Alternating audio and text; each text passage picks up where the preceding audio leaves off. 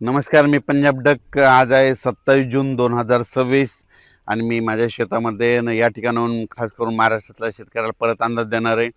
तर सोलापूर जिल्हा, सांगली जिल्हा, आटपाडी हे पंढरपूर आणि लातूर, धाराशिव त्या जिल्ह्यातल्या शेतकऱ्याला सांगू इच्छितो की आज 27-28च्या दरम्यान म्हणजे ह्या 3 दिवसामध्ये तुमच्याकडे पाऊस येणार आहे, म्हणून हा अंदाज लक्षात यायचा. तर त्याच्यानंतर म्हणजे हे पाऊस काय होईल हे तुम्हाला 2-3 दिवस पडेल. त्याच्यानंतर मग थोडा रिमझिम स्वरूपाचा असा काही येत राहील, म्हणून तुम्ही अंदाज लक्षात यायचा. पण राज्यात मात्र 1 जुलैपासून ते म्हणजे जुलैच्या पहिल्या आठवड्यात मात्र राज्यात काही काही ठिकाणी धुमाकूळ पाऊस घालणार आहे, जोरदार पाऊस पडणार आहे. त्याच्यामुळे सर्वप्रथम मुंबईकर, पुणेकर, अकोले, अहिल्यानगर, संगमनेर, ओझर ह्या पट्ट्यातल्या नाशिक, नंदुरबार, धुळे, जळगाव ह्या शेतकऱ्यांनी काळजी घेण्याची गरज आहे.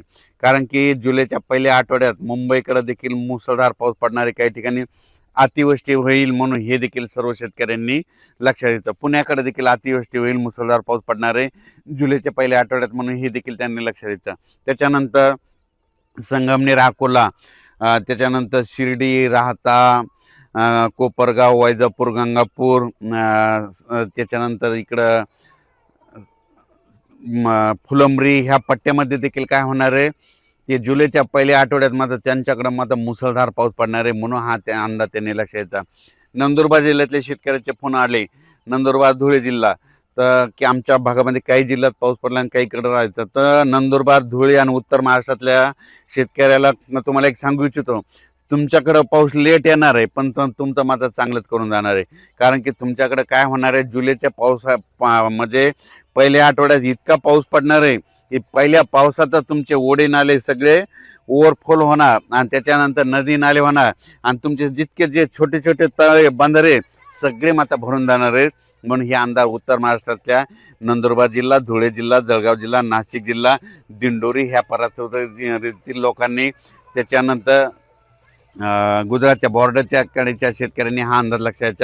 तुमच्याकडे पाऊस येणार आहे, थोडा सगळ्यापेक्षा उशीर येणार, पण मात्र तुमचं चांगला हे करून देणार आहे, तुमची पाण्याची टेबलच वाढवून देणार आहे, म्हणून हा तुमच्यासाठी आनंदाची बातमी. त्याच्यानंतर मराठवाड्यातल्या शेतकऱ्याला सांगू इच्छितो, मराठवाड्यामध्ये परभणी जिल्हा, बीड जिल्हा, लातूर जिल्हा, हिंगोली जिल्हा, नांदेड जिल्हा, संभाजीनगर आणि जालना जिल्हा, मराठवाड्यात आज देखील 27 तारखेपासून म्हणजे आज देखील रात्रीच्याला पाऊस आहे. म्हणजे 27 पासून ते 8 तारखेपर्यंत मराठवाड्यात दररोज वेगवेगळ्या भागात, वेगवेगळ्या गावात, वेगवेगळ्या तालुक्यात असा दररोज वेगवेगळा भाग पकडत असा पाऊस पडणार आहे. म्हणून मराठवाड्यातल्या शेतकऱ्यांनी हे अंदाज लक्षात घ्यायचा. जमिनीमध्ये ओल असेल तर तुम्ही तुमचं पेरून टाकायचं, नसता मग काय होईल की तुम्हाला 10 जुलै नंतरच पेरणी करायला वेळ भेटेल.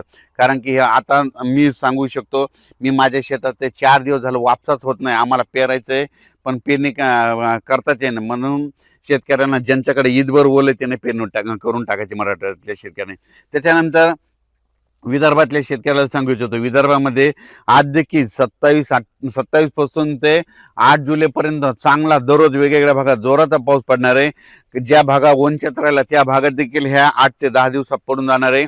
म्हणून ज्यांची पेरणी ईदभर ओल असेल ते विदर्भातल्या वर्धा जिल्हा, नागपूर जिल्हा, भंडारा जिल्हा, यवतमाळ जिल्हा, वाशिम जिल्हा, हिंगोली जिल्हा, अकोला जिल्हा, अमरावती जिल्हा, बुलढाणा जिल्हा, त्या शेतकऱ्यांनी काय करायचं, जमिनीत ओल झाली तर तुम्ही तुमची पेरणीची काळजी करून टाकण्यात काही हरकत नाही. म्हणून हेच देखील विदर्भातल्या शेतकऱ्यांनी लक्षात घ्यायचं.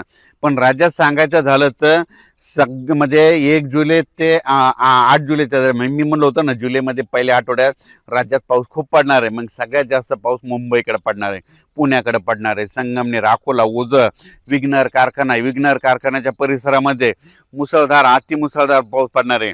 त्याच्यानंतर अहिल्यानगरचे जे वरचे धरण आहेत, निळवंडे धरण झालं, गंगापूरचं धरण झालं, म्हणजे जे कॅचमॅट एरियामधले म्हणजे उत्तर महाराष्ट्राकडे काय होणार आहे, जुलैच्या पहिल्या पावसाळ्यात खूप पाऊस पडणार आहे. त्याच्यामुळे नदीला पूर येणार आहे. त्याच्यामुळे बऱ्याच मोठ्या धरणामध्ये आवक यायला सुरुवात येणार आहे. म्हणून हा अंदाज सर्व शेतकऱ्यांनी लक्षात घ्यायचा. शेतकऱ्याला सांगू इच्छितो, शेतकऱ्यांना ज्या भागात अद्यापही पाऊस आलेला नाही तर म्हणजे ह्या 27, 28, 29, 30 ह्या 4 दिवसात येईल. पण त्याच्यामधून जर काही गावावर जर उरले तर 1 जुलै ते 8 जुलैमध्ये पाऊस पडणार आहे, त्या शेतकऱ्याची पेरणी होणार आहे. म्हणून शेतकऱ्यांनी घाबरून न जाता हे अंदाज लक्षात घ्यायचा.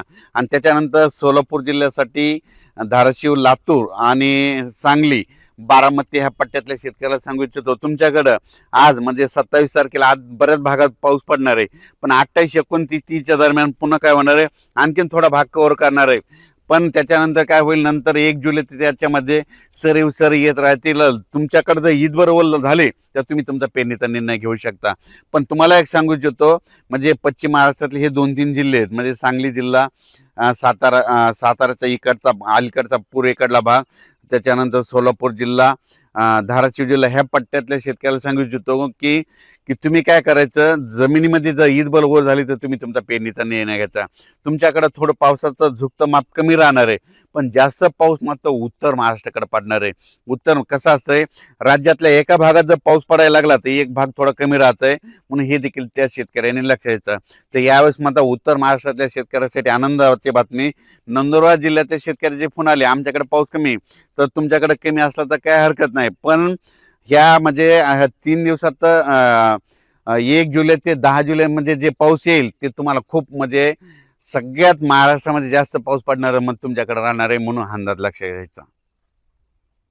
मात्र जुलैच्या पहिल्या आठवड्यात पहिल्या वीकमध्ये मात्र हेवी टू हेवी रेन म्हणजे खूप मोठा पाऊस पडणार आहे, काही काही ठिकाणी अतिवृष्टी होणार आहे, अति मुसळधार पाऊस पडणार आहे, म्हणून हा अंदाज सर्व शेतकऱ्यांनी लक्षात घ्यायचा. म्हणजे खास करून उत्तर महाराष्ट्राकडे मुंबई, पुणे, नाशिक त्यांनी सतर्क राहण्याची गरज आहे. धन्यवाद.